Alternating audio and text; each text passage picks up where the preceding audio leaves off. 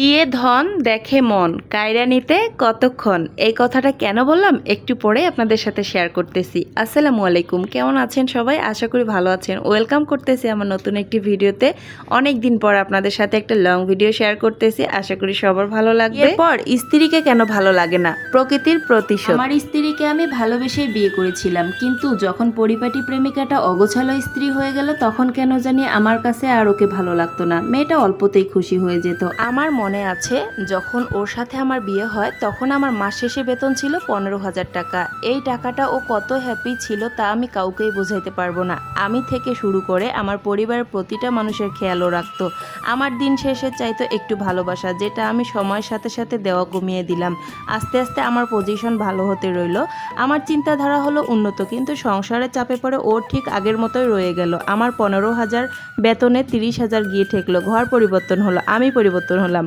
শুধু পরিবর্তন হলো না আমার বউ। হ্যাঁ, আমার স্ত্রী নিজেকে পরিবর্তন করলো না। টাকার নেশা আমাকে গ্রাস করে নিল আস্তে আস্তে। ভুলে গেলাম আমি আমার প্রিয় অতীতকে। সুখ পেয়ে ভুলে গেলাম দুঃখের দিনে পাশে থাকা মানুষগুলোকে। সারাদিন খাটাখাটনি করে খাবার টেবিলে যখন আমার বউ অপেক্ষা করতো আমি বলতাম যত সব আদিক্ষেতা। বৃষ্টি হলেই আমার হাত দুটো ধরে যখন বায়না করতো চলো না একটু দুজনে বৃষ্টি বিলাস করি, আমি তখন বলতাম বয়স তো কম হলো না, এখন এসব পাগলামি ছাড়ো। মাঝরাতে যখন পিরিয়ডের ব্যথায় কুঁকড়ে উঠতো তখন নাক সিটকে পাশের রুমে ঘুমাতে চলে যেতাম। দিনের পর দিন তার ভালোবাসা বেড়েছিল আমার প্রতি, আর আমার অবহেলা। একটা সময় পর আমার পরিবারও অবহেলা করতে শুরু করলো তাকে।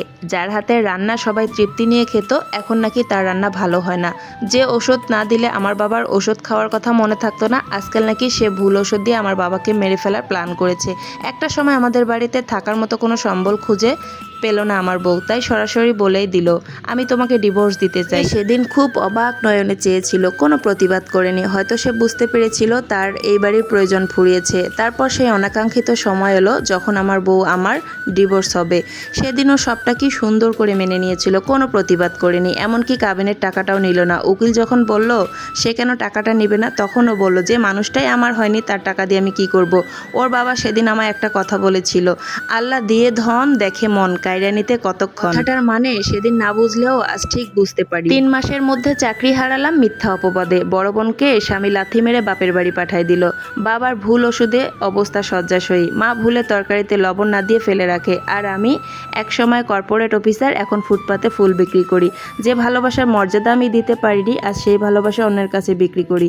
আমার বউয়ের খোঁজ নিয়েছিলাম, শুনেছি অন্য জায়গায় তার বাবা বিয়ে দিয়েছে। স্বামী একজন ডাক্তার, খুব সুখে আছে। খুব ভালো ভাগ্য সেই মানুষটার যার সাথে আমার বউয়ের বিয়ে হয়েছে। গেছে মাসে নাকি তাদের একটা মেয়েও হয়েছে। সে কখনো সুখের দাবি করেনি, তাই সুখ তাকে খুঁজে নিয়েছে। আর আমি সুখের পেছনে ছুটে প্রকৃতির বদলা পেয়েছি। তো বলি, শেষ হাসিটা তারাই হাসে যারা নিজেকে নয় অন্যকে ভালোবাসে। এই গল্পটা একটা ভাইয়ের জীবন থেকে নেওয়া ছিল। আশা করি ভুল ত্রুটি সবাই ক্ষমা সুন্দর দৃষ্টিতে দেখবেন।